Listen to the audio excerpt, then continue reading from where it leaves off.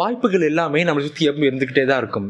வாய்ப்பு கிடைக்கல, வாய்ப்பு இல்லை, வாய்ப்பே வரமாட்டேங்குதுன்னு நம்ம யோசிக்கிறனால தான் நம்மளால் எந்த இடத்துக்கும் மூவ் பண்ண முடியல.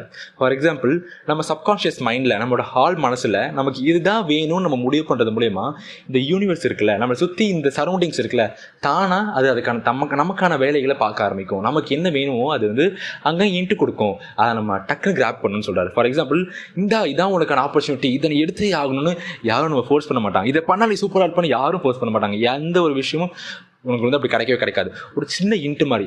இப்போ நீங்கள் ஒரு கேட் எக்ஸாம்னு ஒரு எக்ஸாம் இருக்குது இன்ஜினியர்ஸ்க்கு. அந்த எக்ஸாம் எனக்கு எழுதி பாஸ் பண்ணணும், கிளியர் பண்ணணும்னா அது எனக்கு சொல்லிக் கொடுக்க யாருமே இல்லை. எனக்கு அதை கற்றுக்கிறதுக்கு முடியலை, என்னால் அதை படிக்க முடியலன்னு நம்ம சொல்லிட்டு இருக்கிறத விட எப்படிலாம் கற்றுக்கலான்னு ஆப்பர்ச்சுனிட்டிஸை தேட ஆரம்பிக்கணும். ஏதாச்சும் சின்ன இன்ட்டு கிடைக்கும். யூடியூப்பில் கரெக்டாக ஒரு வீடியோ, அந்த வீடியோவில் அந்த கான்செப்டை கிளியராக சொல்லியிருப்பான். அந்த கான்செப்ட் படிக்க மூலிமா என்னால் அந்த செட்டு, அந்த பர்ஃபெக்ட் லெசனையே என்னால் முடிக்க முடியும். ஸோ வாய்ப்புகள் எல்லாத்தையும் இருக்க தான் செய்யுது. அது ஒரு சின்ன இன்ட்டு